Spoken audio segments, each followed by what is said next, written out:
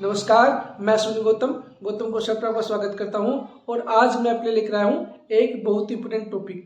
साथियों, आज हम बात करने जा रही है आचार संहिता के बारे में, जिसे इंग्लिश में कोड ऑफ कंडक्ट कहा जाता है। आखिर ये है क्या? तो चलिए वीडियो स्टार्ट करते हैं। देखिए साथियों, जब भी लोकसभा के चुनाव की घोषणा होती है या फिर विधानसभा के चुनाव की तारीख की घोषणा होती है तो आचार संहिता लग जाती है। अब ये आचार संहिता है क्या? तो सबसे पहले हम ये समझते हैं। आचार संहिता, कोड ऑफ कंडक्ट, कुछ नियमों का समूह है। इसमें कुछ नियम है। कैसे नियम है दोस्तों? जैसे कि कोई भी पार्टी जो चुनाव लड़ती है या कोई भी उम्मीदवार जो चुनाव लड़ता है, उसका आचरण कैसा होगा, उसकी लिमिटेशन क्या होगी, क्या कार्य वो कर सकता है, क्या कार्य वो नहीं कर सकता, इन्हीं का एक समूह है।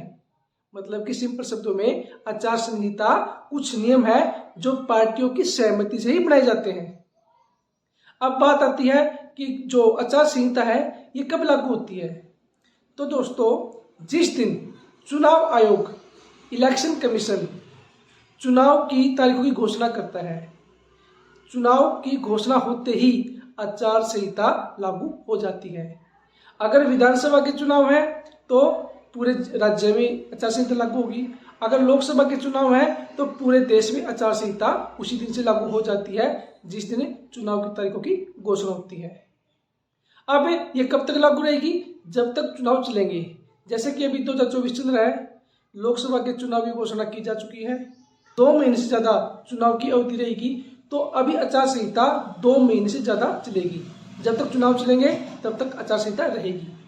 अब बात करते हैं कि इसमें कौन कौन से नियम लागू होते हैं। देखिए, जब आचार संहिता लागू होती है तो जो पहली मेन चीज है वो ये कि सरकार आचार संहिता लागू होते ही कोई भी नई घोषणा नहीं कर सकती, कोई भी नई वैकेंसी नहीं निकाल सकती, कोई नई सरकारी योजना नहीं लागू कर सकती या उसकी घोषणा कर सकती।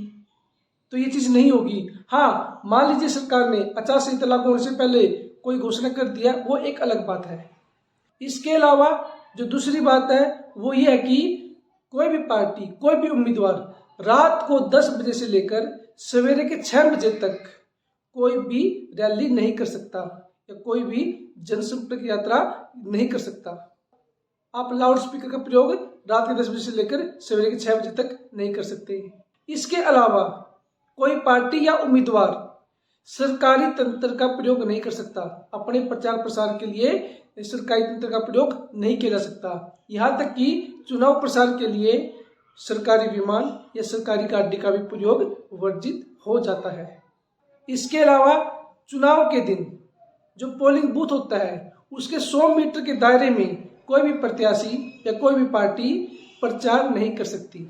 जिस दिन चुनाव होता है उससे 48 घंटे पहले ही सारी गतिविधियां रोक देनी पड़ती हैं। उसके बाद आप कहीं भी जनसंपर्क यात्रा नहीं कर सकते, कहीं रैली नहीं कर सकते। कब? 48 घंटे पहले चुनाव के। ये भी एक इम्पोर्टेंट नियम है। इसके अलावा सरकार किसी भी अधिकारी की जो चुनाव से जुड़ा हुआ है उसकी ट्रांसफर नहीं कर सकती। हाँ, अगर बहुत जरूरी है तो चुनाव आयोग से परमिशन लेनी पड़ेगी, अन्यथा सरकार किसी भी ऐसे कर्मचारी की मतलब कि ट्रांसफर नहीं कर सकती जिसका संबंध चुनाव से है। इसके अलावा कोई भी पार्टी, कोई भी उम्मीदवार ऐसी बात नहीं बोल सकता अपने वक्तव्य के दौरान या अपनी चुनावी रैली के दौरान जो समाज में ईर्ष्या या द्वेष पैदा करे। वह जातियों के बारे में नहीं बोल सकता, वह धर्म की आलोचना नहीं कर सकता, वह ऐसी कोई हरकत करेगा ही नहीं कि जिससे समाज में नफरत फैले। हाँ, अगर ऐसा होता है तो चुनाव आयोग उस पर एक्शन लेता है, जो हम देखते आए हैं। इसके अलावा एक बात मैं बताना चाहूंगा आपको, कोई भी पार्टी, कोई भी उम्मीदवार कोड ऑफ कंडक्ट आचार संहिता लागू होने के बाद किसी भी स्कूल को, कॉलेज को, किसी चर्च को, मंदिर को या ऐसी कोई संस्था जो धार्मिक हो, उसका प्रयोग अपने चुनाव तंत्र के लिए नहीं कर सकता या चुनाव प्रचार के लिए नहीं कर सकता।